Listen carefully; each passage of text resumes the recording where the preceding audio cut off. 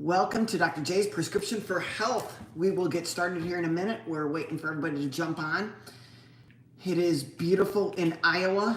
I am a family practice physician and I speak medical truth as best I can. And I am happy to have each and every one of you here. And if you are new, please click that thumbs up. We are live on Instagram and YouTube this morning. So please hit the thumbs up, hit the follow buttons, and we'll get started here. I want to see where you guys are listening from, what city, what state, what country. I am in Des Moines, Iowa.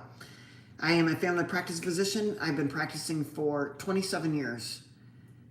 So where are you guys listening from? Thought today we would talk a little bit about cognitive decline, dementia. Okay, what is dementia? Well, if we were to just give it a definition, cognitive decline is the definition of dementia. So it's a global cognitive decline, and there are different types. 15% of those cognitive decline or global cognitive decline is from Alzheimer's, and you guys have probably heard about Alzheimer's. But there's other types of dementia. I guess I said that wrong. The most common type I did say is Alzheimer's. But there's other dementias that you've possibly heard of, like Lewy body or a vascular dementia or frontal temporal dementia. Or, there's even kinds that hit kind of home to me, and one of those is progressive supranuclear palsy. If we were to look at all of these types of dementias, there's many more. I just gave you a brief scenario, and I failed to mention that it's 15% of people in the United States will die of some sort of dementia. What hits home with me is my dad had a diagnosis of progressive supranuclear palsy. And being as progressive as it was, it probably took him in about 7 years. So my dad was normal and doing fine, and then he wasn't. And I guess you guys probably have some sort of relationship with cognitive decline in your family as well. And so I think that's why I wanted to talk about it today. Alzheimer's, yeah, it's the most common. And it's scary. We see people with cognitive decline and Alzheimer's all the time. And it's one of the things that we want to avoid, that and cancers and heart attacks. So if we're going to talk about the most common Alzheimer's, what if we heard the most that is maybe the cause of Alzheimer's disease? We hear about plaquing. We hear about amyloid plaques, and we hear about neurofibrillary tangles called tau. It's a type of protein or a peptide. But what is the response? Like, why do we develop these things in our brain? Why do we get amyloid plaques? Why do we get fibrillary tangles? Why are they seeing these things on PET scans or MRIs? What is the underlying cause? I know you guys are there with me. Right, Lucy says sugar. Could sugar be one of the things that is leading to cognitive decline? Is it what's leading to Alzheimer's? I mean, we've been calling it type 3 diabetes, but is there other things? If we were to divide up into 3 groups, the types of cognitive decline, like what would cause, I guess when we talk about cognitive decline, and Alzheimer's is the most common at 60% of all global cognitive decline, why don't we take something like the 3 causes? There's organic causes, something like heavy metals or mercury. There's inorganic would be something like mercury. There's organic, something like microplastics. And then there's stuff like biotoxins. And these are getting kind of a buzzword in and of themselves about mold. And you go, oh my gosh. Okay, so you're telling me that mold could be a cause of Alzheimer's? It's been thought to be a cause. Okay, we have to think through everything. So we got toxins, we got infections, we got insulin resistance or high carb diet, which is high sugar diet, which also includes glycation. But then we also got tick-borne illnesses like Lyme, or what about an oral bacterial infection in your mouth? What about your teeth? What about gingivitis? What about leaky gut? See, all of these things could be causing dementia. And we try to reduce it down to maybe one thing. And I'm not disregarding Lucy and saying, oh, she said sugar. Right. Lucy now adds back, you bundle all of this together and we are getting global cognitive decline. With Alzheimer's being the most common form of cognitive decline. Right, you have vascular, you have progressive supranuclear palsy, you got frontal temporal dementia, you got Lewy body dementia, and not everybody. Okay, so if we say, oh yeah, my mom or my grandparents, they have dementia, we seem to think of dementia or global cognitive decline as a memory problem. And not always is cognitive decline a memory issue. In fact, it could be amnesia type or a non-amnesia type, amnestic and non-amnestic. And you go, oh my gosh, well, I didn't even know there was a difference. Like, you mean you can have global cognitive decline and not have a memory problem? Correct. For instance, with my dad, he had a type of cognitive decline, right? And it was progressive supranuclear palsy, and he did not have memory loss. So his memory was fine. Short term, long term, he just lost the ability to control his body parts. It started just, with maybe one upper extremity, then both upper extremities, then lower extremities, and it was, yes, because your hormones are, and I will speak to that in a minute, but every type of this type of global cognitive decline has its own set of symptoms and how we make a diagnosis. So, for instance, my dad looks like a paralysis, and the last thing he knows is the ability to speak. He couldn't speak. Well, he couldn't speak, and he couldn't swallow, and he couldn't eat, and then, death ensues. And it's to watch people decline like that, a loved one, it's heartbreaking. And I always say, oh, at least I got to talk to my dad and he could respond to me. He might not have been able to talk, but he knew exactly what I was saying. And he could answer my questions either with a nod or something. And it was interesting to see how, my dad had to eventually go into a nursing home, and praise the Lord, his nursing home was 2 blocks from me.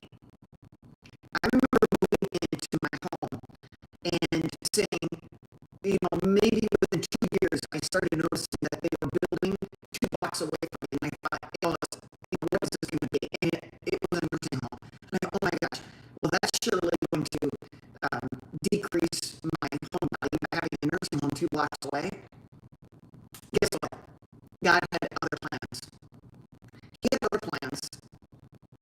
And he knew that I was a busy person and God was working on me at that time.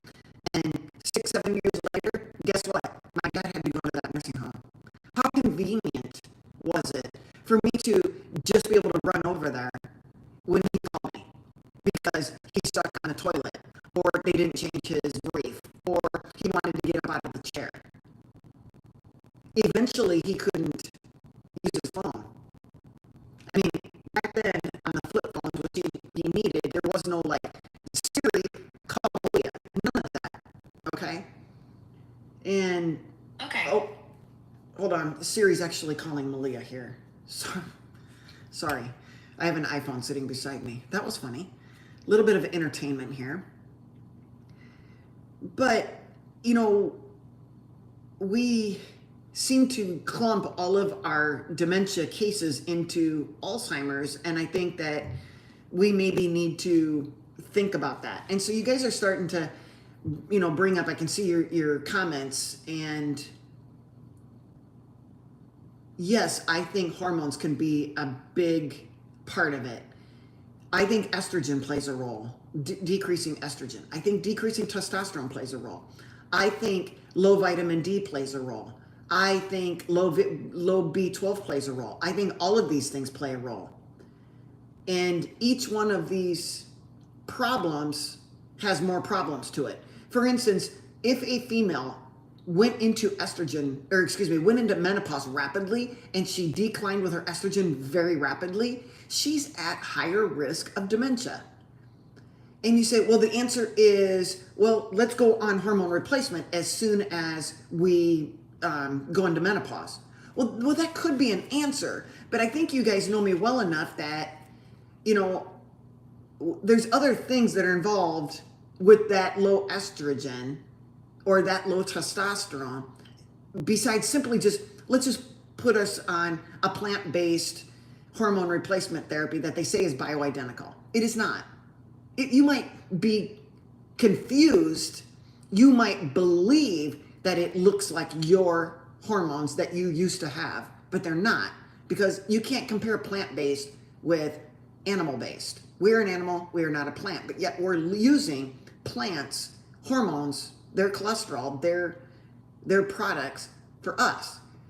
Initially, you might feel good because you didn't have estrogen and now you do, but over time, it's not going to be the same. And so my thought process is, wouldn't you sincerely want to have your body produce estrogen on its own? I think many women and men feel that once your hormones go down, you can't recover them. Once you go into menopause, your ovaries shut down, you can't recover them. Well, if you are overweight and have fat on your body, trust me, you have estrogen.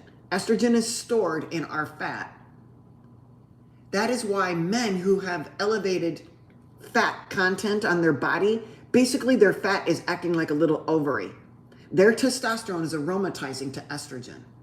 So their estrogen is higher. That's a tangent. I'm agreeing with you guys. I do think hormones play a role, especially in women who suddenly drop into menopause and then they wait to either start HRT, which I don't recommend, or change their diet. Again, for me, it goes a lot back to diet. What are we eating or not eating? And what are we doing? What kind of exposures? If you're living in New York City listening to me right now, the pollution is a huge toxin for you. If you live on a farm and you're around glyphosate or other pesticides and herbicides, yeah, you are at risk. So you can't really escape it. But there's things that we can do. You know, if oral bacteria going bad is a cause, well, don't you think that improving the quality of your oral bacteria in your teeth and doing some other things can improve? If infection is the cause, do we just go pump ourselves full of immunizations, or do we try to improve our immune system in general by natural ways? What if it's insulin resistant? What if you have insulin resistance and that's the cause of your memory decline? I think it is. Do you just continue to eat diets that are high in carbohydrates? Do you continue to eat plant foods? Do you switch everything and say, you know what, I'm an animal, I'm going to eat animal-based products? You have to make some decisions, but you have to know with all the information that you're being given, do you just say, oh, I'm just going to take, I get Alzheimer's or I get cognitive decline. Do we just run and take Namenda or Aricept knowing full well that it can worsen your symptoms over time, maybe that's not the right answer. So if insulin resistant, if Lucy is correct, and sugar is the cause, and we're becoming insulin resistant, and we're getting glycation going on in our brain, glycation is a huge cause of cognitive decline, by the way. What are we going to do differently? Are we going to take away the carbs and increase our fat? I think so. I think that would be a very good way to lower our chances or even reverse our cognitive decline. What if we've had brain trauma? I mean, you can't really reverse your brain trauma, but you can start lowering the other things that are going on, like lower the ability for glycation to occur, lower your sugars and your carbs. And it's not just the proteins in our brain. Remember, glycation is anytime a sugar binds with a protein. We always think about hemoglobin as the only protein that's glycating. It is not. We get glycation in the sugar in our eyeball proteins, causing macular degeneration, in our brain, causing, like I said, type 3 diabetes. Okay? So our diet is a huge part. What if I said, what about HIIT therapy versus prolonged cardiovascular training? Yesterday I talked about the difference between high intensity interval training versus prolonged cardio. What if I were to tell you that your chances of having cognitive decline are greater with prolonged cardio and improved with high intensity interval training? In fact, if you were to do high intensity interval training and you're getting cognitive decline, that's a helpful thing to try to reverse some of the things that are going on from a cognitive decline perspective. So dietary changes, exercise changes, exposure to toxins can be removed as best as we can. For instance, just changing your water. Rick says, I agree with you on your medication. I try to make sure my cholesterol is high, especially HDL. We need more cholesterol as we age, especially in the brain. And see, that brings up another point. And thank you Rick, for bringing that up, because we've been told since the early 1900s, or around, let's just say the mid 1900s, because 1950 was kind of a telltale sign of where we're going. Is still today, we've been told to decrease our amounts of saturated fat, as if saturated fat is poison and it's going to cause all of our diseases, especially cardiovascular disease. If you believe that, and you've been led to believe that, then your whole life has been spent decreasing saturated fat. And in essence, they have told you to replace it with fats that our brain cannot use, namely polyunsaturated fat. And they initially called it vegetable oils, but that name does not match the description because they are far from being vegetables. It's far from being a vegetable oil. It is an industrial oil. And the big 8 are sunflower, safflower, soy, 3 S's, 3 C's, cottonseed, canola, and corn, rice bran, and grapeseed. Those polyunsaturated fatty acids were then used to replace saturated fat. And I think today's population has still been ingrained, indoctrinated with the fact that saturated fat is bad for you. It is not bad for you. Saturated fat is very stable. If you look at our cell membranes, it is made of saturated fats and cholesterol. When we consume polyunsaturated fatty acids are very unstable. They're easily oxidized. If it's a fat, it's called peroxidation. The reason they're unstable is because they have many double bonds. The double bond area on a saturated fat, a chain of carbons, has double bonds, more than one. Could it be 2? Yes. But these double bonds areas is a breaking point for, say, oxygen to attack it and oxidize it. Now you have a pro-inflammatory and a pro-oxidative, pro-stress area on our cells. If all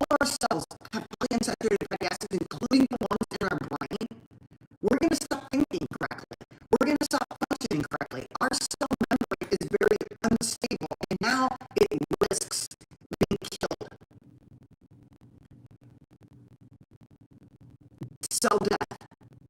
If iron is involved in this killing, you know, I've talked about this before, and I truly believe that iron overload is a condition that we need to avoid at all costs. You mix iron overload with polyunsaturated fatty acids and a bunch of glycation with sugar, and you have a perfect storm for all chronic diseases.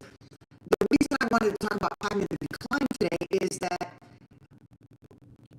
I truly believe we are all uneducated into the causes. And we're starting to open our eyes and say, oh, it's type 3 diabetes. But yet we can't stop eating sugar. We can't stop eating carbs. And then we fall off the wagon a little bit and we're being told not to eat saturated fat. So now you don't eat any animals. Unless, of course, the saturated fat comes from coconut oil, and then it's okay. But if it comes from animals, that's a no-go. You're going to get all kinds of diseases, including cancers, colorectal cancer. Well, it's everything that we learned in that regard, I believe, is a farce. So, if we can't really take back our trauma, we can change our toxins, we can change maybe our exposure to infections. What infections? Viral, bacterial, parasitical, fungal. Those are all. As I progress, I'm going to give you some ways that we can decrease our exposure to infections, that you can decrease your exposure to tick-borne illnesses, oral bacteria that are gone bad, maybe even leaky gut, which, by the way, what is leaky gut and what caused it? Leaky gut is what? Inflammation, right?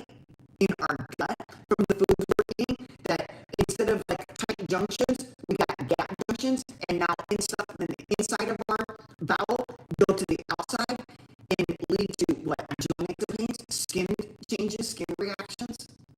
Leaky gut that's where our immune system is at. Yet we continue to feed our body with fake food that increase inflammation in our gut, and cause inflammation, and then cause gap junctions to occur in our bowel wall. We can't maintain a seal.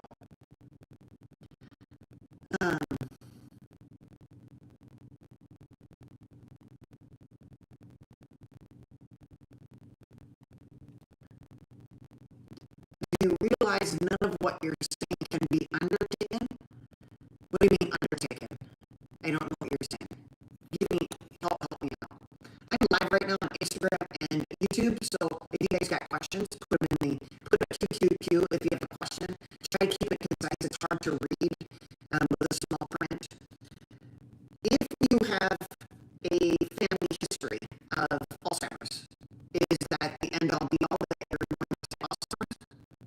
I don't think so. Genetics play a role, yes, but I believe epigenetics plays a huge role as well. Okay, Lucy, let me know how it is over there. To me, it looks very fuzzy, and the clarity on YouTube, I'm not sure, it just sucks. But when I look at Instagram, it's like 1080p. It's perfect, whereas on YouTube, it looks like 720. So how can we test for Alzheimer's? Before we have, any indication that we might have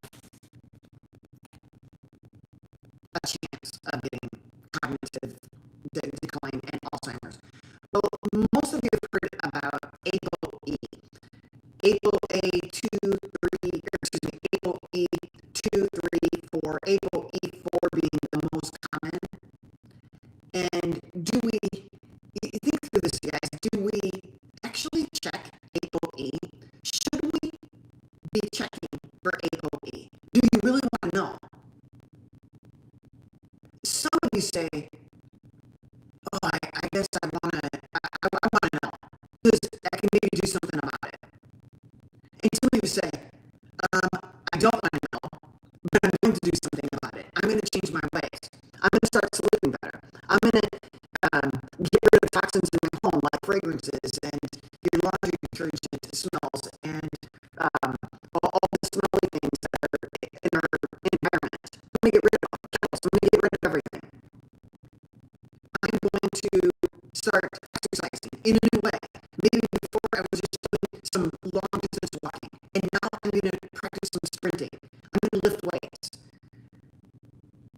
going to change my diet. I'm going to decrease my carbohydrates. I'm going to go keto. I'm going to go keto or even carnivore. I might even go to a lion diet.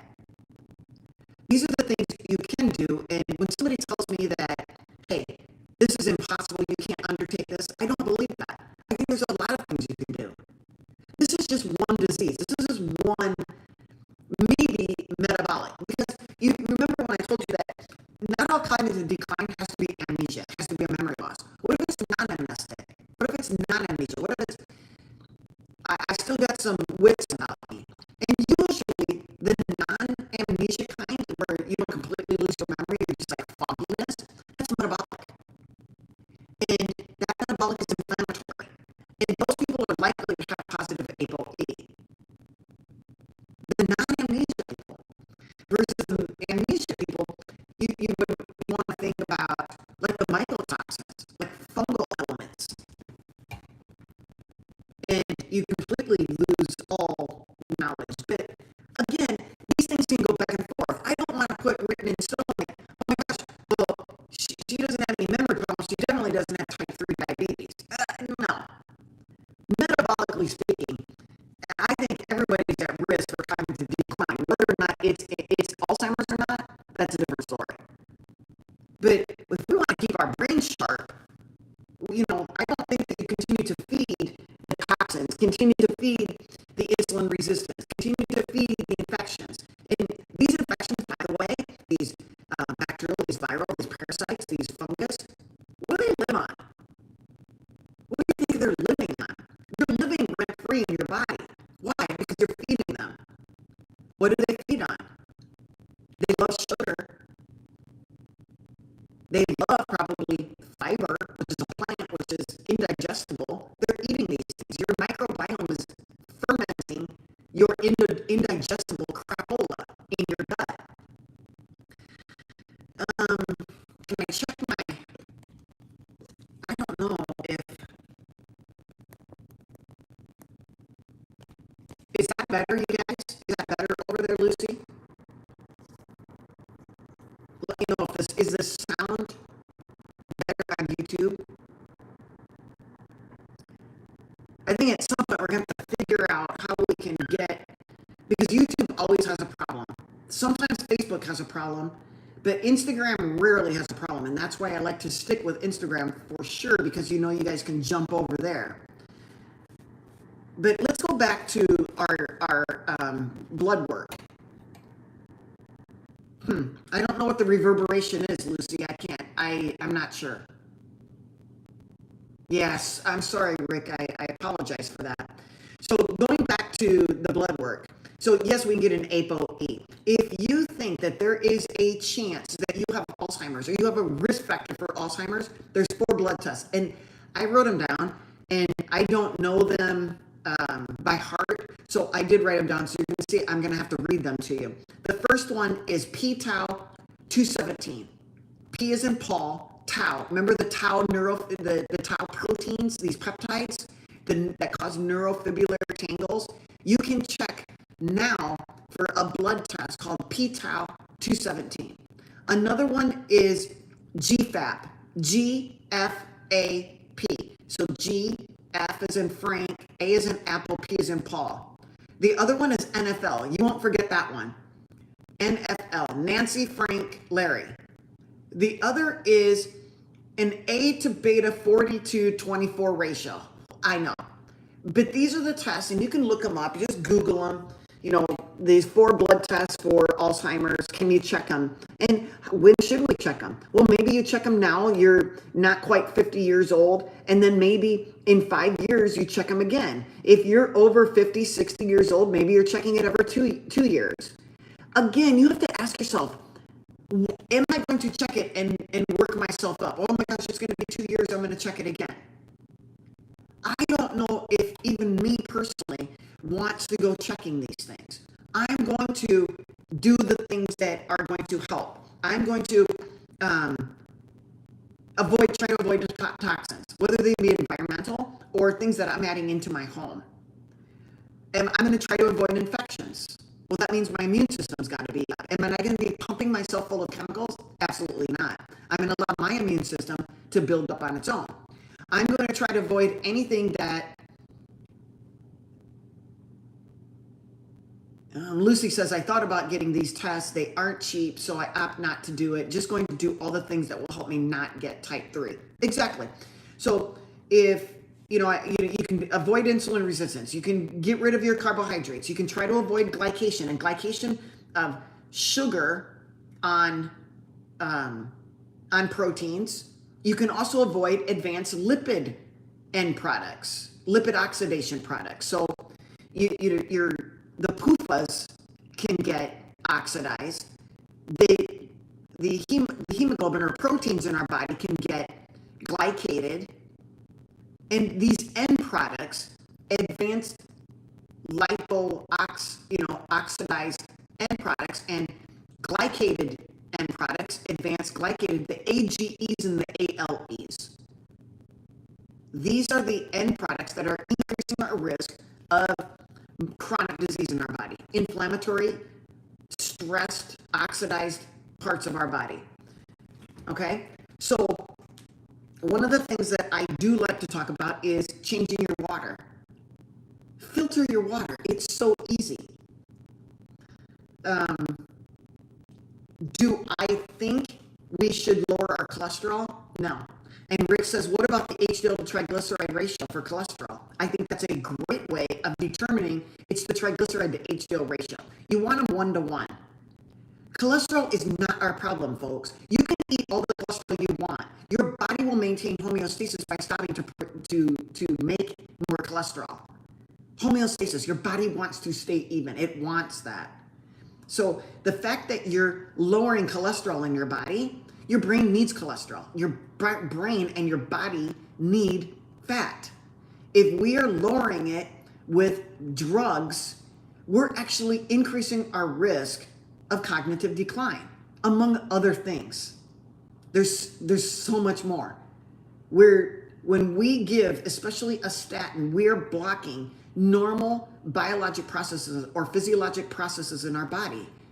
Think about biologic, physiologic. It ends in logic. Use logic when you think about these things. If you give a medicine and it is blocking a natural process in our body, you're going to cause problems. But it lowers cholesterol, which was thought to be the cause of coronary artery disease. Thought, not proven, thought to be a cause. So picture this. You take a statin because your cholesterol is high, because your doctor says your LDL is way out of hand. So you go and take a statin. And now you're blocking the mevalonic pathway. You're not going to get CoQ10. You're surely not going to get cholesterol. And you're also not going to get vitamin K, especially vitamin K2. So you're actually putting yourself at risk for blood clots because you don't have K2. You're also K1. You're also blocking the ability to keep plaque out of your arteries. K2 has been shown to draw calcium out of your arteries and back into your bones and teeth. So again, God made normal biologic processes in our body, and we think that what the answer is block cholesterol, because cholesterol is the cause of something. We've been told these things. We've been bamboozled by agendas that lead to money. I mean, when it gets right down to it, power, sex, and money is where it's at. We need this cholesterol. Now, if you're thinking, what are my risks of having coronary artery disease because my cholesterol's high? Again, you look at your triglycerides and your HDL. If your triglycerides are elevated, and when I say elevated, I'm saying over 70. If your triglycerides are over 70 and you have low HDL, your chances of having a heart attack, I don't care what your cholesterol is, it could be 100. Your risk of having a heart attack is high, because you are metabolically unsound. If you have a high triglyceride to HDL ratio, say it's over 2, well, if it's over 1, you're at risk. If it's over 2, you're really cruising for a bruising. Your chances of having a heart attack increase. What raises triglycerides? Carbs, alcohol. So sugar is raising triglycerides. What lowers triglycerides? Simply removing carbs and alcohol. Alcohol is a carb, it's a grain. So lowering carbs, which is lowering sugar, which lowers insulin. How do you raise HDL? Exercise. HIIT, resistance training, high fat diet, high saturated fat diet. You don't put polyunsaturated fatty acids in your body that have double bonds that increase your risk of peroxidation. No, that's inflammatory. You're causing more harm. But they told me it's good for us. It's good for us, and it'll lower my, it'll do magic to me. No, it won't. You've been told that it'll lower your LDL, as if that was the culprit. It is not. We need LDL. If we don't have LDL, you don't have an immune system that's working very well either. I use natto and sauerkraut for K2. Nattokinase is getting a lot of hype. I think there's a lot to be said about natto, and I actually wrote it down, what things you can do, you know, like besides changing your diet. Is nattokinase a supplement that could possibly help, one, with the thickness of your blood? Yes. Could it be, and again, I don't know that there's enough studies, and so this is just anecdotal, okay? I want you to be aware, and right now I want to do my disclaimer. This is not medical advice. I'm not your doctor, you're not my patient, this is not a relationship. I'm just trying to provide you with information that you can use. You can go look up, you can Google it. You know, there's some smart people listening to me right now. You guys are very intelligent. You know what's going on, or else you wouldn't be listening to me. But nattokinase, especially in a person who's been told that their LP little a is high, and they told you that LP little a was genetic. They also told you that you can't change your LP little a, but incidentally, they're coming out with medications that lower LP little a. LP little a has been shown to possibly increase our risk of clotting. So if you take nattokinase, it could lower the potential of that LP little a causing a problem. Now, I'm not for sure, I'm just providing you with information that might spur you on to look, okay? And another one things that you can do besides exercise, besides sleep, besides nattokinase, but think about nitric oxide. How do we raise nitric oxide? And the first thing you might think of is, oh, I'll just go buy a nitric oxide supplement. That's what I used to do. You know, in the bodybuilding scene, if you raise nitric oxide, you vasodilate your arteries and you get more blood flow to your muscles. Let's take nitric oxide. But it's a supplement, you guys, just like any other supplement. Can you trust it? Is it actually doing what it's doing, or is there some negative consequences? I don't know the answers. It's just that I think I'm going to try to raise mine on my own. How do I do that? I'm going to get in the sun. I'm going to be in the sun as much as possible, because the sun will cause release of nitric oxide in our body. Some people will say, you know what? I think I'm going to go with Viagra and Cialis. They seem to work on special areas on men's bodies. Well, have you ever heard of men that it doesn't work, where Viagra or Cialis won't work on their ED? Why? Because they don't have nitric oxide. Why don't they have nitric oxide? Because they've been using it as an antioxidant to fight off all of the crapola in their body, all of the oxidation that's going on in the body, whether it's PUFAs or sugar or smoking, alcohol, toxins, heavy metals, nanoplastics. All of these things have to be taken care of by our body. And so if you're using up nitric oxide on incidentals, you're not going to have nitric oxide for the things that you really need. Well, like your heart pumping blood, right? Vasodilating. We need the arteries open, not closed. I mean, sometimes you want them closed. I mean, you know what I'm saying. But nitric oxide is going down. We're using a whole bunch of stuff in our mouth to brush our teeth, like Listerine and all these toothpaste with fluoride in it. That's basically an antibacterial, you guys. And it's killing off the bacteria that make nitric oxide in our mouth. Alcohol decreases nitric oxide production in our endothelial. Smoking, yes. Sugar, yes. All of these things are using up our nitric oxide. The answer is not to take a nitric oxide supplement. The answer is to stop or remove the things that are lowering nitric oxide. Sounds easy. Saunas. What about infrared light? I mean, the sun has infrared light, I know, but what about in the winter? In Iowa, you can't really like go out and suntan yourself. So yes, I think there is some credibility to getting into infrared light. Make sure it's, legit and it's actually working. But, there's been studies. There's some docs right now that are doing studies on infrared saunas that help with cardiovascular, like say you've had an event, you've had a cardiovascular event.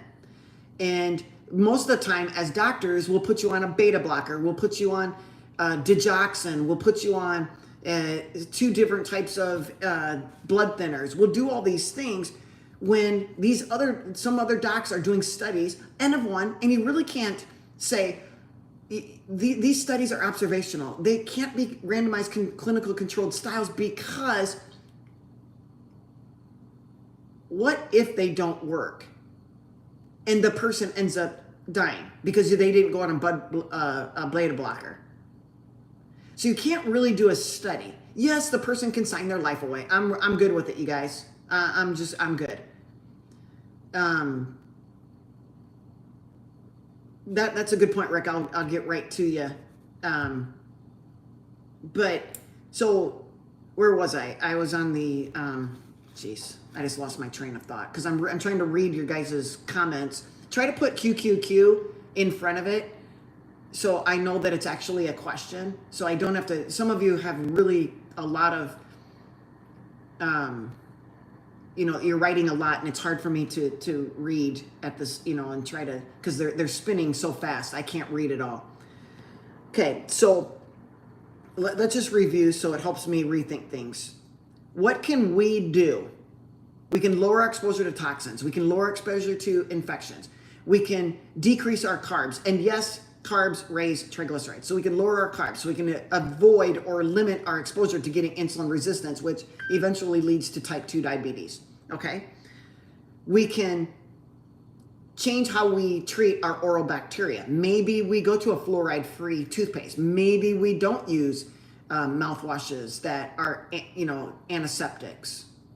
Maybe we allow our natural bacteria to produce nitric oxide. Maybe we get in the sun.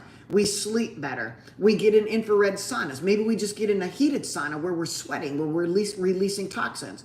Nattokinase, somebody mentioned that.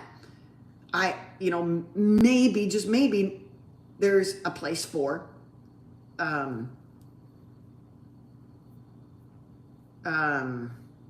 nitric oxide supplements. I'm not sure I can go there.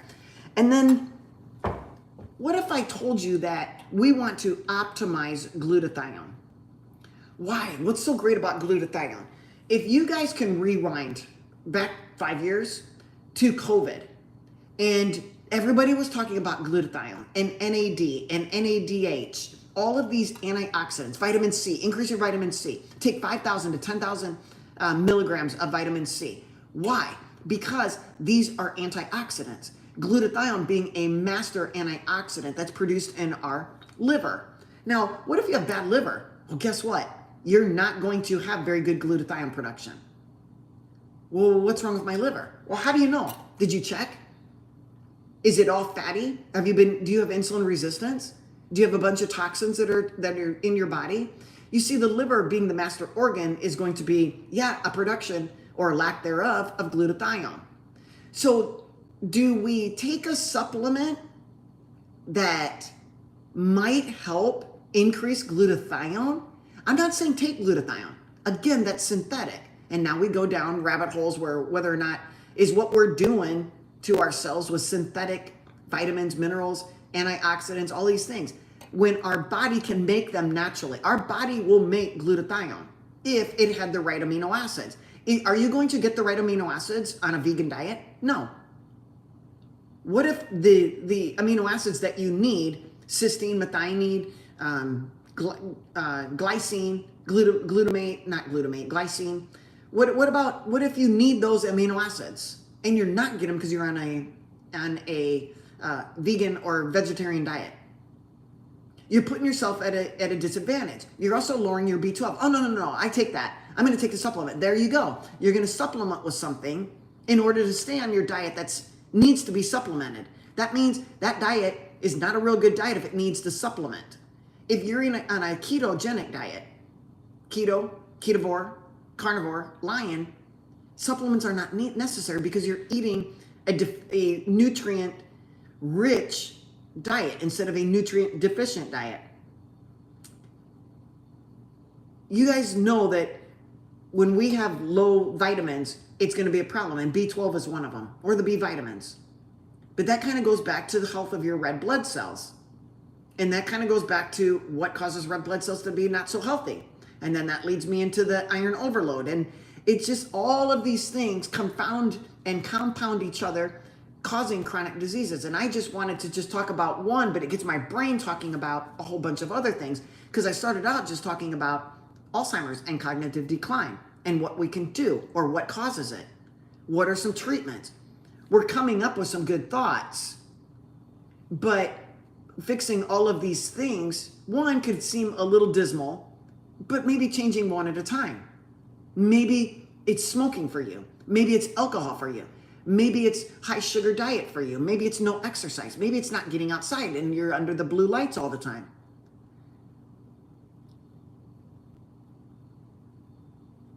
I think the things that you can do, one is optimize glutathione. We need antioxidants, not simply just taking vitamin C and vitamin E and taking NAD or taking a glutathione. If there was one supplement that I could say is, I don't want to say magic, but let's just say it is as close to God's formula as possible, it would be glucoferrin. And I encourage everybody to look up glucoferrin, Glucoferrin. Go to www.glucoferrin.com. If there is one supplement that I consider and do take, it would be glucoferrin. And there's a number of reasons why, okay? And it's not just for glutathione, but if we're talking about cognitive decline, I surely want my body producing enough glutathione, enough antioxidant. I surely don't want to put toxins in my body or be exposed to the toxins. I surely don't want to put myself at risk of getting infections or insulin resistance or diabetes for that matter. I don't want to, so that means I'm not going to be eating carbohydrates and I'm going to avoid glycation. I'm going to sleep better. I'm going to do HIIT training. I'm going to decrease my stress. I might need to pray. I might need to meditate. I might need to do calming exercises. I might need to do brain training. Look them up. There's exercises for brain training. In order to decrease my stress, I need to do exercises that increase my parasympathetic nervous system and lower my sympathetic nervous system. I don't want to be in chronic fight or flight. I need it if I'm running from a lion, or you're following me with a gun. I'm going to run, and I'm going to run fast. I need fight or flight sympathetic nervous system.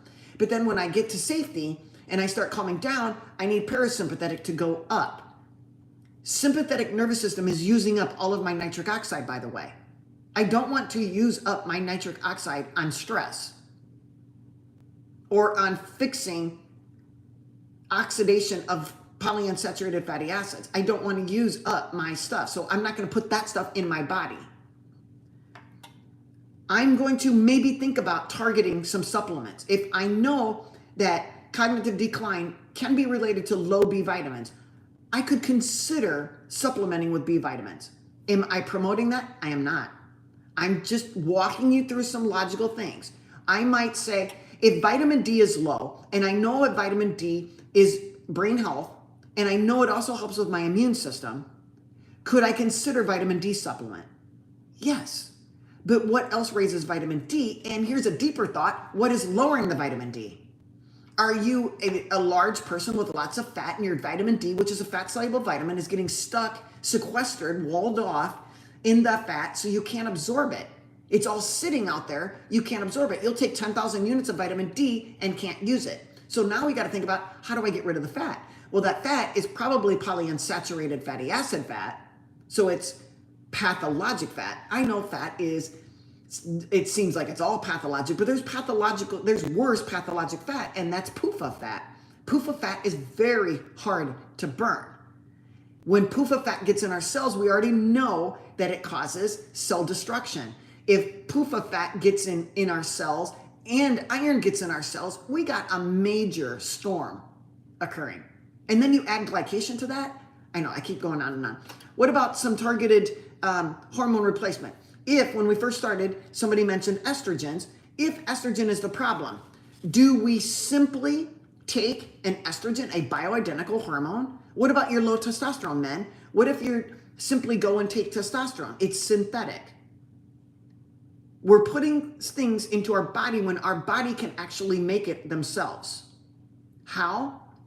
If you have healthy adrenal glands, you will make your hormones. But you have to have a starting point. And that starting point is fat and cholesterol. Saturated animal fat cholesterol, not plant phytocholesterol. Phytosterols are not the same as our human mammal animal cholesterol, not the same. So when we start with animal fat cholesterol, we make pregnenolone. Pregnenolone will stimulate the adrenal glands, if they're healthy, to make DHEA. And if DHEA will now convert to androstenedione. Androstenedione will convert to testosterone. Testosterone to estradiol. Or estrone. Or E3. We get estrogen from testosterone. All estrogens were once an androgen. And it's not just estrogen, it's estrogens. There's multiple estrogens, okay? And so you're telling me, Dr. Jensen, that I can produce my own estrogen even though my ovaries shut down? Absolutely. In fact, the adrenals pick up 85% of it. So there you go. Do you necessarily have to take it? No. But you didn't want to eat more fat because you've been told not to, especially saturated fat, especially red meat. So you've been eating a bunch of vegetables and grains and pastas and cereals and all of that stuff. All of the stuff that comes in a box or a bag with a barcode. Not healthy. It's not real. It's fake food. It was processed. It was made from a plant. It's either whatever you buy to consume was either from a plant or from an animal. Which are you going to choose? You're an animal. Do you eat plants? That would be like giving a cat a plant. Do you do something like that? Oh no, they would probably die. Well, why? Well, because they're carnivores. Well, what about a dog? They can eat all kinds of stuff. Exactly, they can. Why? They are actually called scavenger carnivores. They would much prefer and thrive on a carnivore diet. But if they have nothing else, they will scavenge for anything. What are you? You're a carnivore and you're a scavenger. You're scavenging for survival foods. You're just trying to survive. You're not fueling your body to have longevity and live well. You're just basically in survival mode. Like you're on a desert island, and if there's nothing else to eat, I'm going to eat pasta. But you have to make these decisions yourself. I can't tell you what to do. You have to say, okay, is there any nutritional value to plant foods? No, there's not. Well, sure, there's vitamins and minerals in it. No, there's not. They've been removed in the processing. They had to fortify them back. Well, isn't that the same thing? No, it's not. Well, what about fruits and vegetables? What about them? They're plants. Well, yeah, but they have a whole bunch of nutrients and minerals and vitamins and all the things that I need. The phytonutrients. Maybe.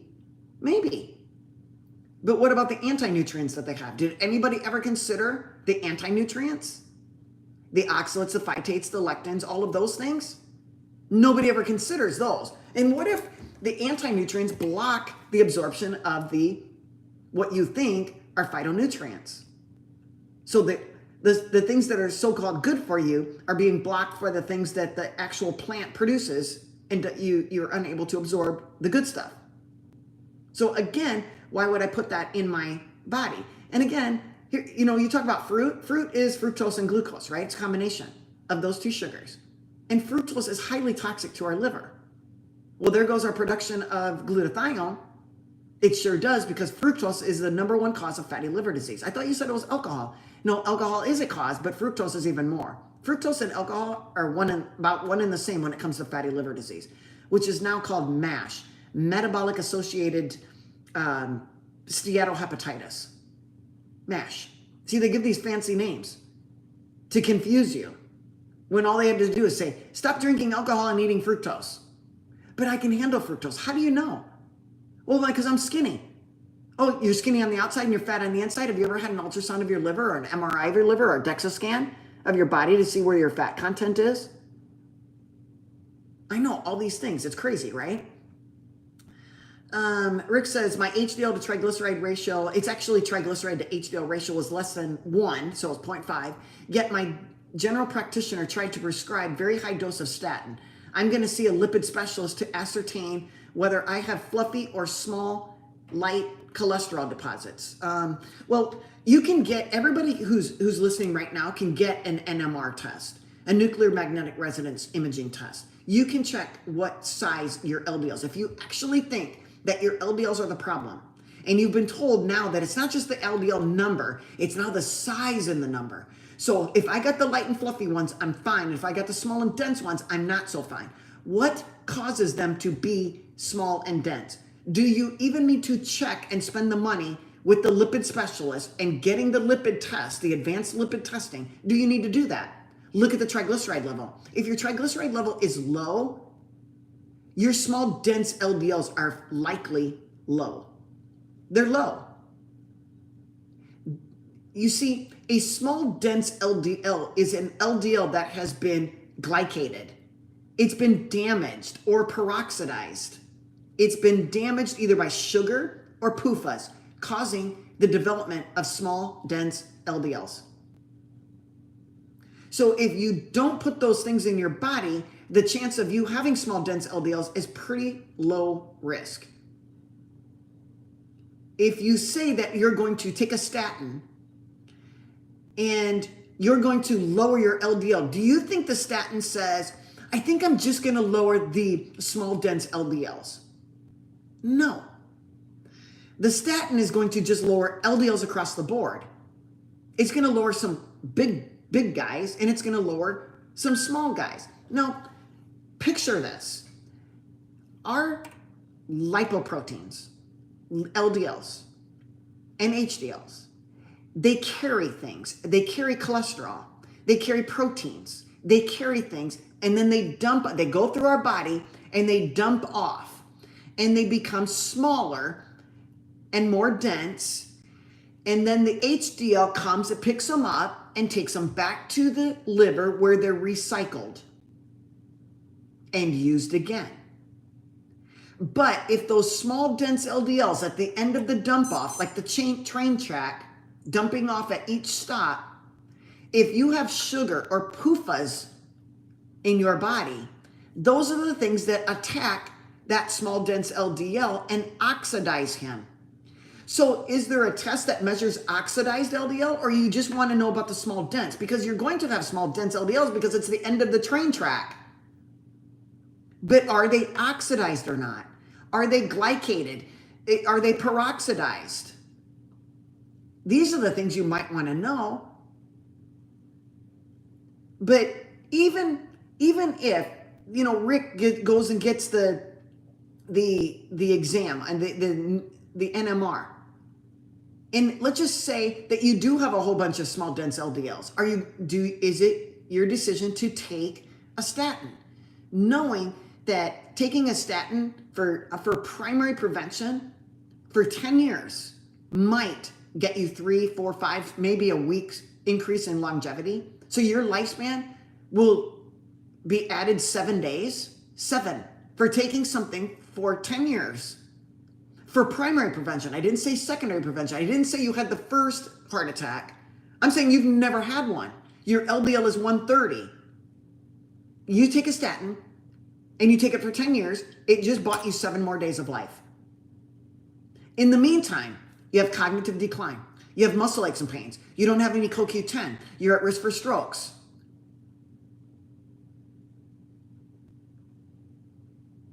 Yeah, but they told me that the statin was good for me. They told me it would decrease inflammation. It can. They told me it might decrease my risk for clots. Possibly. Do you want to risk it? Or do you want to clean things up? Do you want to sleep better? Pray better? Do you want to do HIIT training? Do you want to lift weights? Do you want to decrease your stress? Do you want to do some brain training? Do you want to increase your parasympathetic tone? Do you want to consider checking your vitamin D, your vitamin B? Do you want to consider increasing your natural production of your hormones? Do you maybe want to consider taking glucoferrin? What is glucoferrin? It's 708 amino acids. Picture breast milk, God's honey. Breast milk is divinely perfect. Now, again, you're not a perfect person, so your breast milk, not so perfect. But what if we made a breast milk, bovine breast milk, that was perfect? We made a chain of perfectly sequenced amino acids. Well, why don't I just take whey protein? Good try, but nice thinking. But whey protein is denatured amino acids. It's just a bunch of amino acids taken from the source. Let's just say a cow. We took its milk and they're denatured. We processed that whey protein.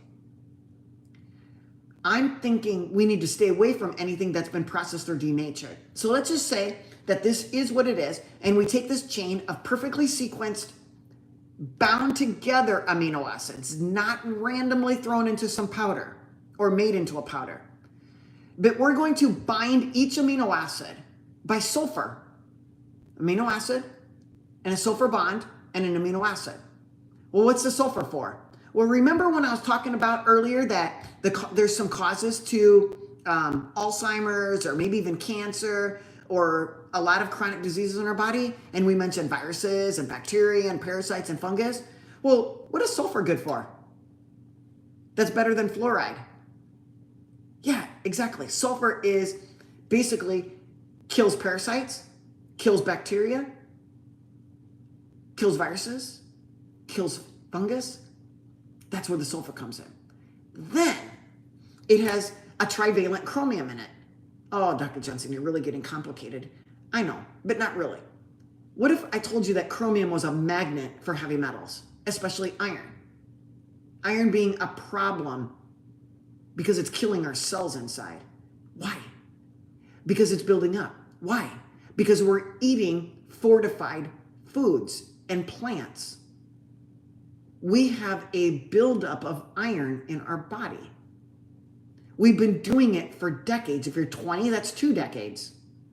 If you're 50, that's 5 decades of building up iron. It gets stuck in your tissues. Why? Because we can't absorb it. Why? Because it's the wrong kind. What's the right kind, Dr. Jensen? Heme iron. Heme iron. Heme iron is from, guess what? Animals. What is the bad kind of iron? Well, it's not that it's bad, it's just not usable. It's called non-heme iron. So it's not heme iron. And where do we get that? You guessed it.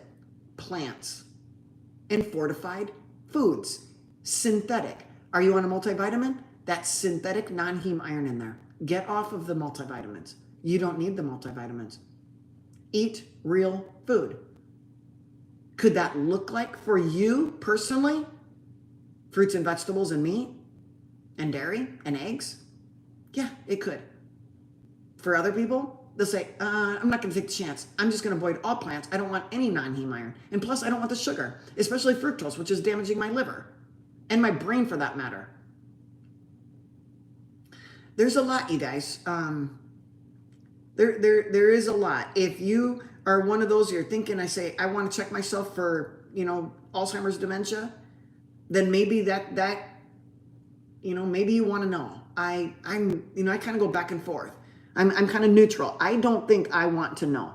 I don't think I even want to test to see if I have hereditary Parkinson's or hereditary MS. I don't want to check.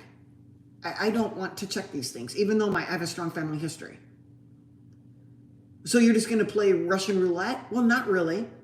I'm going to try not to drink any alcohol. I'm going to avoid sugars. I'm going to try to sleep better. I'm going to avoid stress. I'm going to do brain exercise. I'm going to increase my parasympathetic tone and try to avoid chronic sympathetic tone. I'm going to get rid of prolonged cardio. I'm going to do high intensity interval training along with my weight training. I'm going to check my vitamin D and my vitamin B12 level. I'm going to eat fat and cholesterol from animals in order to increase my hormone production. I'm going to take glutathione until I find out that it was all just one big farce.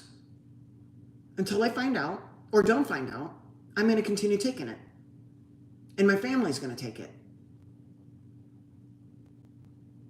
Because we can't avoid the toxins. The very fact that you are breathing air, you are getting microplastics and heavy metals in your body. But that doesn't mean I'm going to go into that environment where there's a bunch of heavy metals. Like, I'm not going to go start a job painting cars. You know, that's one thing I always wonder, because my dad was really heavy into detailing cars and painting, and he did everything in a closed environment in our garage. And I wonder, are those the toxins? But then again, he was found out that he had high cholesterol. So what did they do? They put him on a statin. Did he get cognitive decline? Did he get his progressive supranuclear palsy from the combination of the toxins?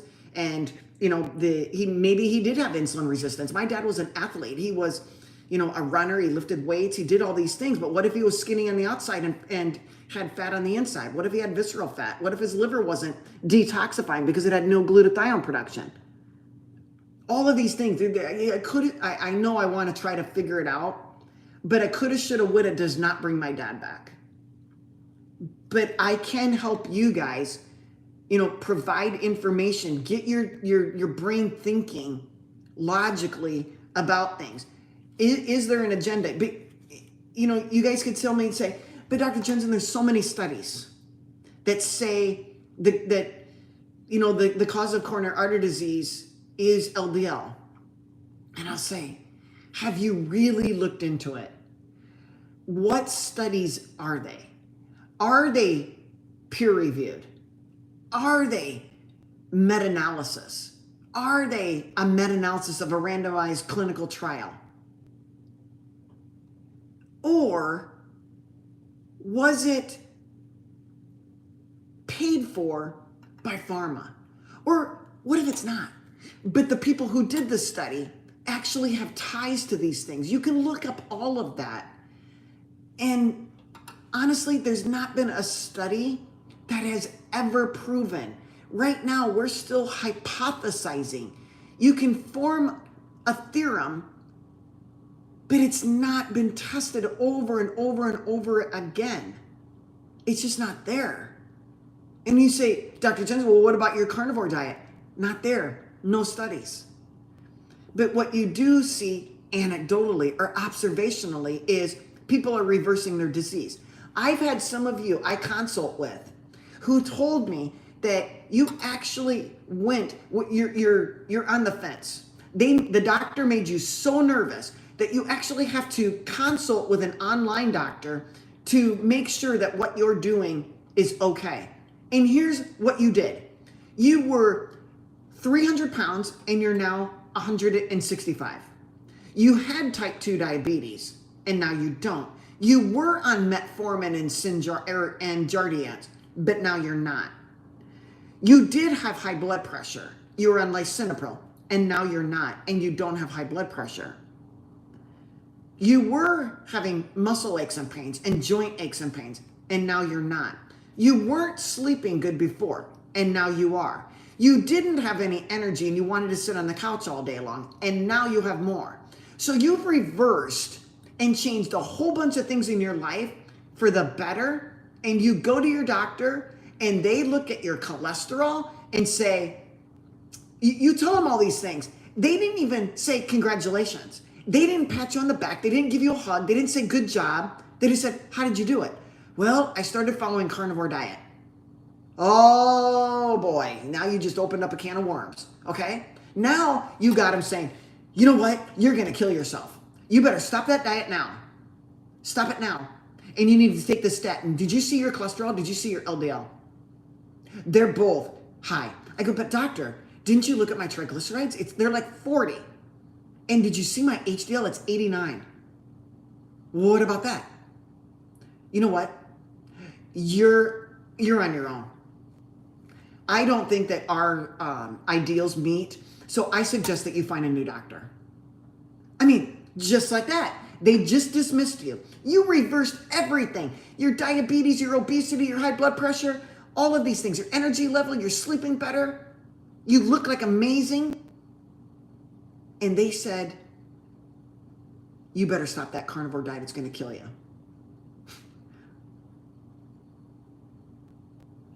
I can't figure it out, you guys. You know, maybe I used to be there. I mean, I remember the first time a patient came to me and said, they didn't really use the word carnivore because it was, I don't even know that it was a hot buzzword back then. Let's just say 6 years ago or so. And I said, their cholesterol was extremely elevated. Okay, it was 300, over 300. And their LDL was quite high too. And at this time, I didn't even know to look at triglycerides and HDL. I'm not really admitting ignorance here, but it got me thinking. It took a while. It might have taken 3 years, taking a while, because everything that I've been taught, I had to undo.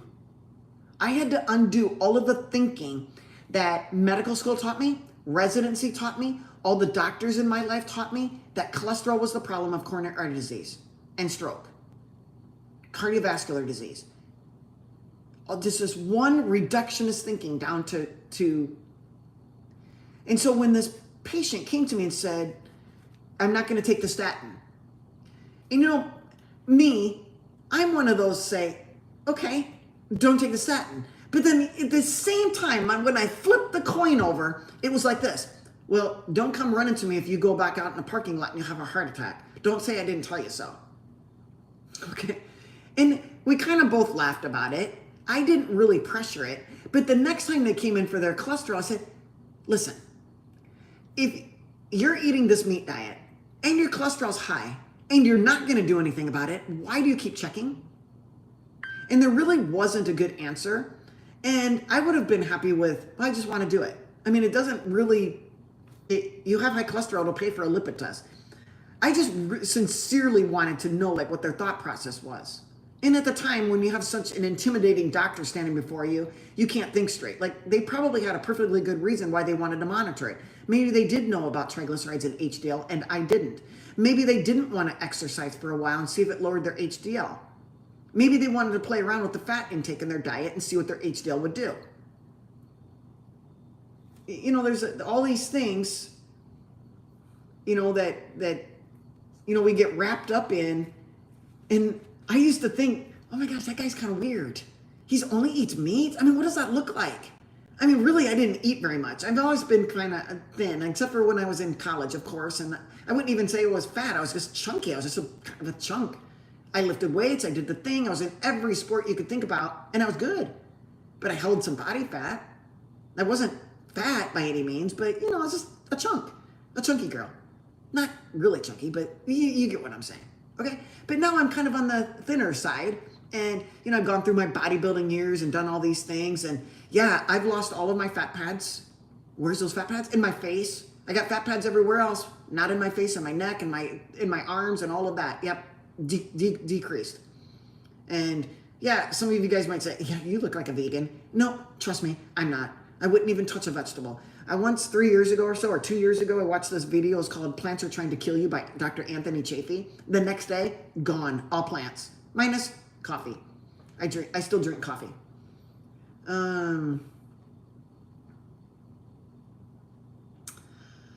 Somebody asks, what about Dr. Daniel Amann saffron supplement? I don't think I know enough that I could speak to that. I used to be on saffron. I don't know, to be honest with you, it was so many years ago, I can't even remember why I took saffron. But It is a spice used in, and it's actually an expensive spice. It's very elegant spice. And we've kind of dumbed it down a bit and made it sound like that saffron. You know, if we use, you know, that particular spice, it's not as glamorous as it used to be. But hey, can you repeat the vegetable movie name again? Yeah, it's on YouTube, and it's called Plants Are Trying to Kill You. And it wasn't really a movie. It was actually a lecture series given by Dr. Anthony Chafee. And I don't know if it was 1 or 2 or 3 lecture series, but oh my gosh, when I listened to that, and it's filmed, he's actually giving this lecture, and it was filmed, and now he's got it as a video on his, you know, you can just type in YouTube, Dr. Anthony Chafee, Chaffee. And yeah, that was the first one. I don't even remember how I fell upon it, okay? Somebody must have sent it to me. Maybe it was my guy who ate meat. I don't know. I can't remember. I mean, you would think that my brain would be better on a carnivore diet. But all of these things I've learned has been coming on so fast, it's hard for me to remember exactly where and when I came upon this knowledge. But that was the day that, I mean, I was eating a ton of vegetables. Not a ton, I hate that word ton.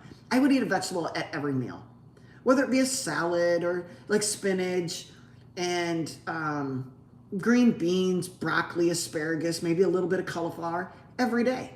And then I would eat meat, always ate meat, but I would eat chicken. Not as much red meat, but I would eat a lot of chicken. I would eat fish.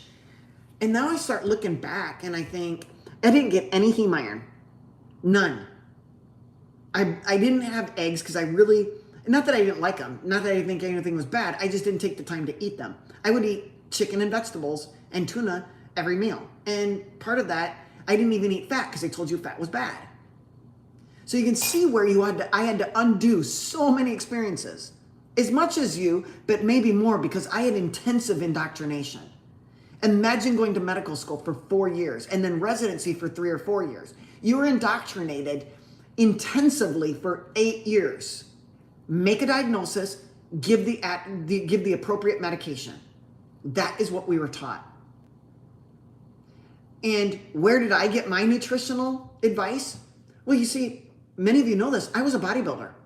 I started bodybuilding in the 90s. I was a bodybuilder for like 15 years. And do you know where I learned about nutrition? RX Muscle, Muscle and Fitness, Flex Magazine. You guessed it. We didn't have computers back then to go look something up. I was ordering the magazines to my home. I had 3 magazines and I would read them cover to cover, soaking up all of the knowledge. And yeah, I was into protein powders and amino acids, all of those things. But you see, my experiences have changed. I'm opening up my views to other things. I'm trying to figure out really what is the cause. It can't just be LDL. You know, my dad also had, you know, I most of you know this because you've been listening to me for a long time, but, you know, he also had high cholesterol.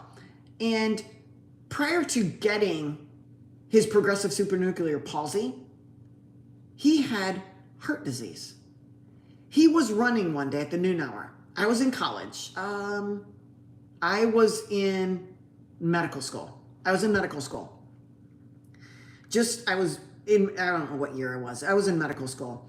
They call me. My dad passed out in the locker room after he got done running.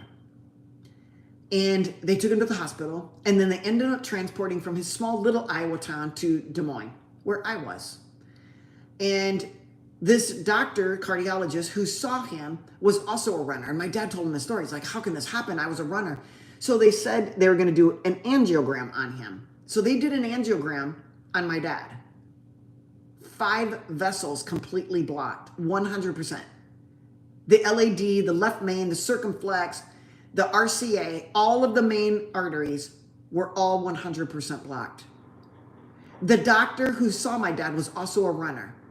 And he said, do you know what saved you, Mr. Jensen? And my dad said, no. And he goes, collateral flow. Your body built up, it sprouted out new blood vessels to feed your heart muscles. But over time, the rhythm, the electrical goes bad. And that's what you got. You went into VTAC. ventricular tachycardia. Sorry, I'm using all these doctor terms. But you had a bad rhythm, a heart rhythm, not AFib, something different. They shocked you, you came back. So we're going to put a pacemaker in you. We're going to put a defibrillator in you. And we're also going to bypass all 5 of your vessels. And meanwhile, my dad was on a statin for like 10 years already. And he stopped eating all of the things that they told him would cause a heart attack, like red meat. And he started eating fiber in the form of bran flakes and buying flax fiber powder stuff. But he also had sugar-free ice cream because he knew sugar was bad. So he would get sugar-free ice cream, which is still carbs, which is still glycating. Because there's sugar alcohols, which do the exact same thing. So his insulin was likely high. We never checked. We didn't know. Something caused an injury to my dad's lining of his arteries, and it was not red meat. Was it sugar? Was it heavy metals? Was it microplastics? Was it other toxins like the paint that my dad was around, or the Bondo that he was fixing up the cars with? Did my dad have a leaky gut? I mean, my dad was always going to the bathroom. He used to say that was good for him. He said it was from his fiber, and that's a good thing. No, it was causing leaky gut. Okay? And yeah, my dad, no, he did not smoke. And yes, he did drink alcohol. Maybe every day. Maybe 1 or 2. Could that have been a cause? Maybe. Maybe all of them together. Maybe that's how he got progressive supranuclear palsy. I don't know, you guys. But, you know, when we start to say that, oh, just the fact that my dad was aging, he got all these diseases. No, I don't believe that. You cannot tell me that. I cannot believe that. You're going to have to really make me dump out my experiences to believe that one. You cannot reduce it to one thing. And the fact that my dad was already on a statin, never had a heart event, and then had no heart event but had 5 vessels blocked, that statin was increasing his risk of plaquing in his arteries. You guys, prove it to me. Take your statin, okay? Get a baseline calcium scoring test. Get a calcium scoring test. Get your level, 0 to whatever. You're on a statin. In 10 years, your calcium score is going to go up. You know what they're going to tell you? Well, that's just a matter of aging. Okay, I can get on board with a little bit of a raise in your calcium score, but not like 100 points. What is causing it? They even tell you, go Google AI it. Maybe it'll tell you. I don't know. But statins increase the calcium score. Why? Why does plaquing get worse? Why does calcification get worse? Well, I told you that earlier today. I told you that if you give a statin blocking HMG-CoA reductase, so it's blocking the enzyme that okay, if we start at the very beginning, HMG-CoA, you need an enzyme to break this down. It's called HMG-CoA reductase inhibitor, or reductase. You're going to give a statin, which is an inhibitor of that reductase. So your path from here to way down here, it's all null and void. You're just going to end up with nothing. And downstream is your cholesterol, your CoQ10, and your K2. K2, if it's being blocked from being produced, guess what? Increased risk of plaquing in your arteries, calcification. Because K2's job is to draw that out, put it back into our bones and teeth. So was the fact that my dad was on a statin increasing his calcification to the point that it blocked 5 vessels? I can't quite get on board with that. I mean, my dad was eating a standard American diet his whole life. I'm sure he had hamburgers and French fries, and we was growing up as a kid. I mean, I don't really know what they ate. I mean, now I still have my mom, so I can ask her. And all she could think about, she grew up on a farm, so, they raised cattle, and so she ate cattle. And they had, I don't know if they had pigs or not, but I don't even think that they had much fish back then, unless the kids went fishing and they ate the fish. What's the name of the enzyme that's blocked when on a statin? It's called HMG-CoA reductase. So it's anything that ends in ASE is an enzyme. So in order to break down HMG to get cholesterol or K2 or CoQ10, You have to have an enzyme that breaks it down. But if we give you a medicine that blocks that enzyme, called an inhibitor of that enzyme, that's what a statin is. It's an HMG-CoA reductase inhibitor. So it's inhibiting that enzyme from breaking down HMG-CoA, which is a natural biologic process in our body. Simple as that. Debbie says, I had over a 300 triglyceride and stopped carbs 5.5 months ago. Latest triglyceride is 113. Good job, Debbie. That's awesome.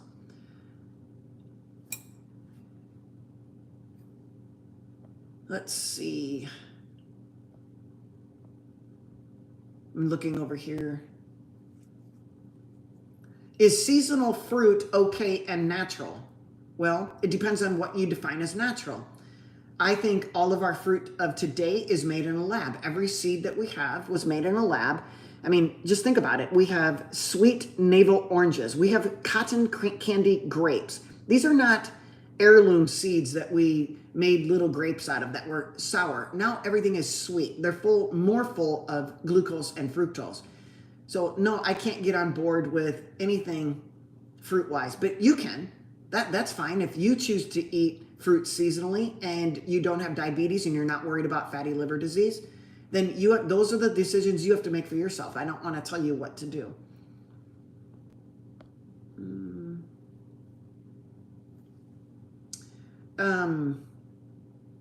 Are fruits bad for you because of the sugar?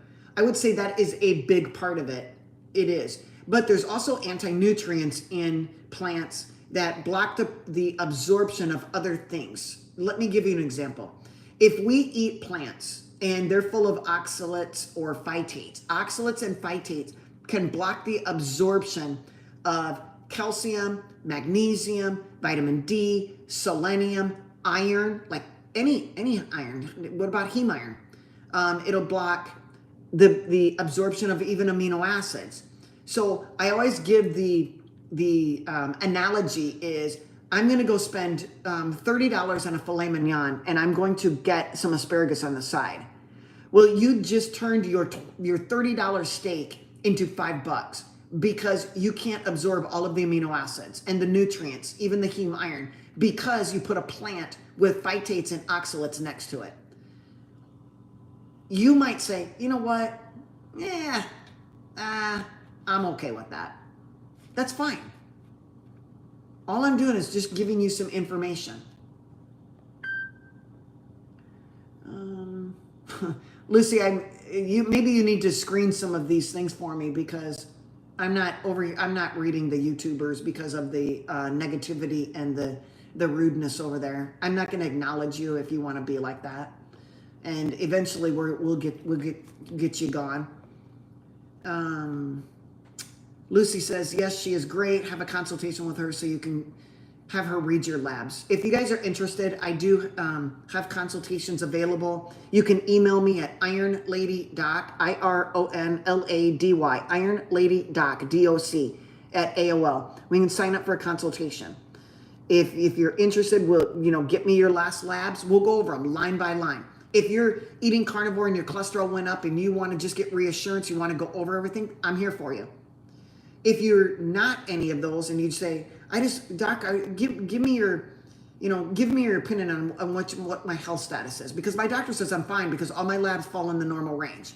Well, again, you have to define what's normal. Is it a reference range on your labs that you're comparing yourself to? Because those are all everybody that came into that lab. That's a reference range. Even if it says normal, it's normal for everybody that came into that lab. It's not optimal. You have to know optimal lab ranges. That is not what's on your labs. Those are either reference ranges or they consider it called normal, but they are not normal. Because like yesterday, I came across somebody who had an AST and an ALT. Those are liver function tests, ALT and AST. Both of them were 35, but yet fell in the normal reference range. They were told everything's fine. And I said, you're not fine. Your liver function is elevated. We should really get some more tests. But then I can look at the other tests. I can look at their triglyceride. If the triglyceride is high and the HDL is low, then they got fatty liver. So then I get a GGT and I prove that to them. Or they go get a DEXA scan and see what their inner body fat is. Or they just say, Dr. Jensen, after all this, I pretty much, I trust you. Yep, that's right, Medi92, IronLadyDoc at AOL.com for consultations. You can also join a membership. It's $100 for the whole year to join the Center Stage private community. What do you get from that? If you have questions like you got right now, they're just simple questions. And you want to text me and say, Dr. Jensen, my vitamin D level is 50. Do you think I should increase that? What do you think is the best level? I'll quickly send you back a text. You'll get a newsletter. I do newsletters maybe 3 times a month. You'll get a newsletter of a topic that I choose. Like maybe it'll be Alzheimer's. So something of interest. But I think it's what I can offer you is being corroborator in your healthcare. I want to be on your team. I want to be on the team with your PCP. But I'm finding that you guys listening to me can't trust your PCPs. And so now you need somebody who can help decipher, is my PCP telling me the truth? I mean, it's really a sad situation that we're in. And perhaps that was me. But in all reality, I always gave the patient the benefit of the doubt. If they wanted me to draw their labs, and I'll say, what is that for? I didn't even know. These were patients that were really into naturopathic or homeopathic, or not, they're into naturopathic, and even from their chiropractors getting advice. And they say, well, my chiropractor wants me to get this lab. Will you draw it? I said, okay. You mean really you're going to draw it? I said, of course. Like, why wouldn't I? Well, none of the other docs would do it. And so that's where you guys, that's where we're at right now, is your doctor doesn't even want to, they could get docked. If they draw labs, it comes out of their pocket because they're reimbursed by doing everything within house. They're reimbursed in so many ways. And if you want to catch some of the things that, how doctors are paid or how reimbursements are made, listen to yesterday's. It's on the live stream from yesterday, on Saturday at 9 a.m. It's on Facebook and Instagram.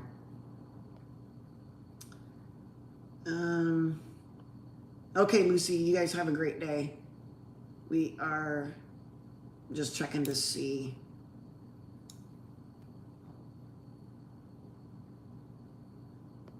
I'm just checking for questions over here.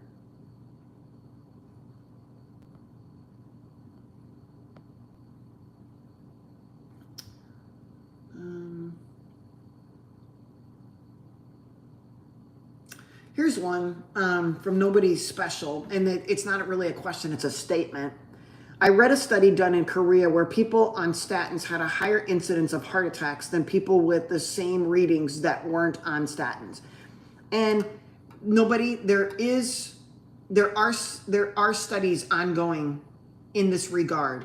In fact, once you reach certain age, you actually need more cholesterol, more LDL. It's actually life-saving.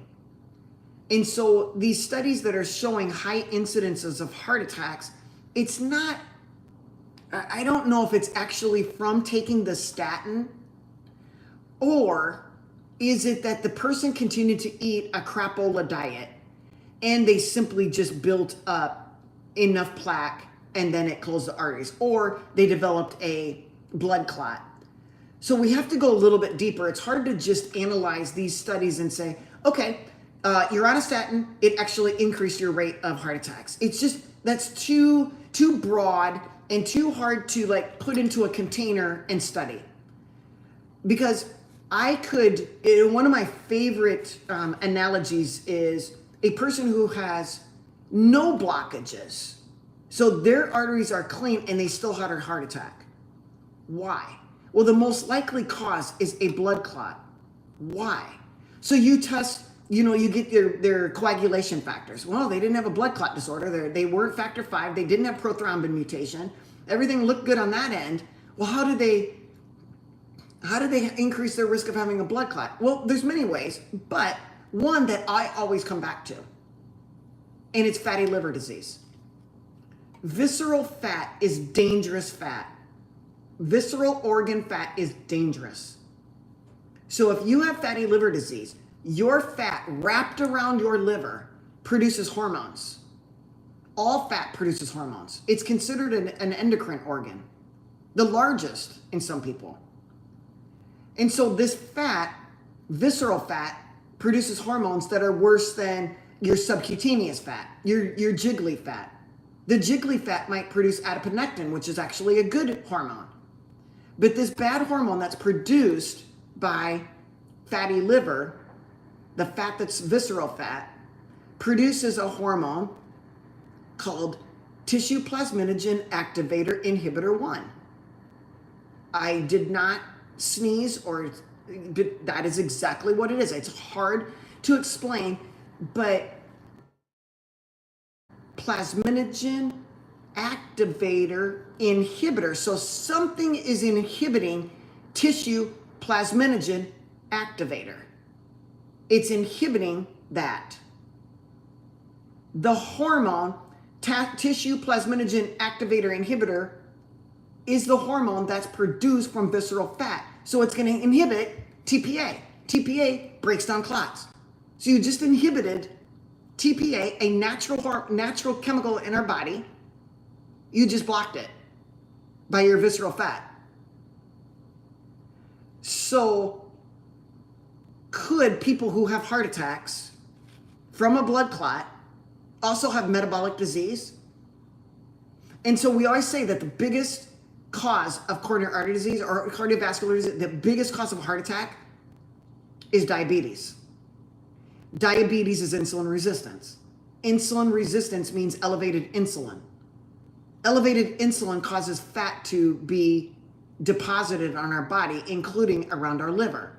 The fat around your liver produces a hormone that blocks clot breakdown. So clots develop. So you don't even have blockages in your arteries from plaque. So LDL has no basis for the story. LDL is like way downstream. He's like number 20 on the list for causing heart attacks. Yet we put him number 1 because of what they told us. They've indoctrinated us since the 1950s. There's far more things. And you guys, I truly believe that if you clean up your diet first, get rid of the processed foods, get rid of the sugar, get rid of the seed oils,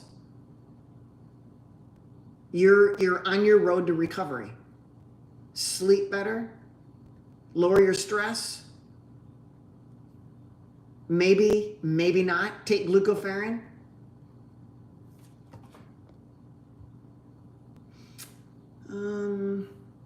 What do I usually eat in the morning? A lot of times I don't eat. I do a 16-8 fast most of the days, where I'll fast for 16 hours and eat in an eat once or twice in an 8-hour time period. So I might not, I eat basically eggs and a ruminant meat, whether it be cow, so beef, cow, bison, buffalo, sheep, lamb, deer. I'll eat those as my meat source, and then I'll eat eggs and eat butter, tallow, ghee, lard, one of those things. I have a little bit of heavy cream, a couple ounces. Rarely have any cheese, but if I do, it'll be organic raw cheese. So that's it. And I divide it into 2 meals, or maybe just 1 meal. I eat until I'm comfortably full. I don't count calories. I don't count macronutrients. I just eat my food until I'm full. I eat meat and eggs and butter until I'm full. That's it. Every day. I think that's it for the questions, you guys. So as a review, we talked about global cognitive decline and the different types of cognitive decline, whether it be Alzheimer's, the most common at 60%, or is it a vascular type of cognitive decline? Is it a Lewy body? Is it progressive supranuclear palsy? Is it frontal temporal dementia? And then we came up with some things that could possibly increase our risk of having cognitive decline, whether it be toxins in our environment, infections, insulin resistance, type 2 diabetes, from too many carbs, glycation, that sort of thing? Is it from an infection? Or were we exposed to a tick-borne illness, Lyme? Is it a malfunctioning oral bacteria? Is it leaky gut? Were we exposed to heavy metals? Were we drinking fluoridated water, high in fluoride and chlorine? What can we do to change some of these things? First, we got to look for it. Do we do testing? You got to decide, do you want to do testing and see if you got these ApoE4s? If you got these tau peptides? You got to decide whether or not, what are you going to do with the information if you find out that you're at risk? Are you just going to die? Are you going to curl up under a rock and die? What are you going to do with the information? Are you going to make changes? Why not just make the changes now, whether you have it or not? Those are questions you have to ask yourself. Is it from low testosterone or hormones? Is it from estrogen, lack of estrogen? Is it from low vitamin D? Is it from low B12? Is it from a lack of cholesterol? Is it from too much iron? There's so many things that we've talked about. Then what are things that you can do? Well, you can do a ketogenic diet, either keto, ketovore, carnivore, or a lion diet. You can sleep better. You can practice clean sleeping. Look up ways to improve your sleep, like a cool room, a dark, cool room, turning off your phones, a couple hours before, no blue light. Maybe have red light in your home at nighttime. Maybe you want to convert your prolonged cardiovascular training into high intensity interval training and resistance training. We need to work on decreasing stress by lowering the parasympathetic tone, or increasing parasympathetic tone and lowering sympathetic tone. So we want to lower our chronic fight or flight and increase our calming. We're not calm people. We're stressed all the time. I'm not stressed. Yes, you are. You're stressed, you don't know it because you're so used to it. It's chronic. You can't even relax. You can't focus. You can't do one thing at a time. Oh, I'm a multitasker. Of course you are. Then, we can do brain training. There's brain training exercises. There's exercises you can do to increase your parasympathetic or vagal tone. Remember, sympathetic is stimulating, parasympathetic is calming. Maybe you do a detox. I don't know what that looks like, but maybe you do a detox. Maybe you do targeted supplements. I'm not big on supplements, but maybe you are. Maybe you're going to take B12 and the B vitamins. Maybe you're going to do some vitamin D. Maybe you're going to choose to do hormone replacement. Maybe you're going to choose to do glutathione. These are things that you have to decide whether or not you want to go that direction or go that route. So those are the things we talked about today. I would highly recommend that you avoid all polyunsaturated fatty acids and sugar and processed foods. But again, you can make that decision for yourself. Until next time, you guys, we'll be back every Saturday and Sunday, Lord willing, on Saturdays at 9 a.m. Central, Sunday at 10 a.m. Central. I'm usually on Facebook and Instagram. Today I wanted to do a YouTube live, and I'll check my stats over there, and we'll keep going. If you like this information, please like, follow, subscribe, do the thing. Midwest Ribeye, you're very welcome. Thanks for all the questions, you guys. It helps keep because if you don't ask questions, somebody else might have that same question they're afraid to ask. Tell your stories, you guys. If you've been on a certain diet and you reversed all of your diseases, you no longer have diabetes, you no longer have high blood pressure, you no longer have cognitive decline, your memory's back, your energy's back, your libido's back, you're sleeping better. Tell your story. Share it. Be an instant YouTuber, whatever it takes, but people need to hear your story and how you did it. I truly believe that if you continue just to rely on your doctor, it's obviously not working. I used to joke with my patients because I used to work for corporate America. I used to work for a big health system. And I used to see a lot of patients a day. And then, our ideals, our ethics, they didn't align. And then I moved on. I opened up my own practice. Is your doctor's interest for them or you? What's in their best interest? You can tell right away. If they simply do not want to order your labs, you know right away that they are working in their best interest and not yours. Because they work for you. You pay the insurance, you pay the doctor visit, and they won't order what you want. It's like taking your car in and you say, I would like the filter changed. And they say, No, you don't. We're not going to pay. We're not going to do that. Well, I'm paying you to do that. It doesn't matter. I'm still not going to do it. It's silliness, you guys. And you allow your doctor. I'm not putting myself down. I'm highly trained. I spent a lot of years doing this, but I also had to humble myself and know, hey, I had patients tell me, I think you're wrong, Dr. Jensen. I don't think it's LDL that's the problem. Read this book. Read these 7 books. I want to get back to me. I was challenged by my own patients, but the natural tendency for some high standard egotistical doctor to do, no, I'm not going to see. Our ideals just don't match, so I think you should find another doctor. I never did that. I said, okay, bring it on. Let's talk about it. We laughed at each other. It's not that I couldn't accept it at first. It just took a lot of, imagine how much I was indoctrinated, you guys. If they only feed you one thing, that's all you know. And so if a patient or somebody else is trying to feed me something else I didn't know, that took a lot of undoing. All the experiences in a glass, I had to dump some out in order to fill it back with new experiences. That takes a lot. It takes some humbleness to admit that you were wrong. You guys, I was wrong. I was wrong about a lot of stuff. But I'm willing to admit that and make good on it and help you navigate your health, because I think that doctors are still wrong. Your doctors that you're seeing, you're going down a wrong path. And I want to help you navigate your path, okay? That's what I want to do. If I'm wrong, again, I'm going to be the first one to admit it. I have no problem admitting I was wrong. I have been wrong. I was wrong about LDL. I was wrong about diabetes. I was wrong about blood pressure. I was wrong, completely wrong. But they tied my brain up. They tied my brain up with seeing a whole bunch of people. You don't have time to read anything else if you want a life outside of not seeing patients.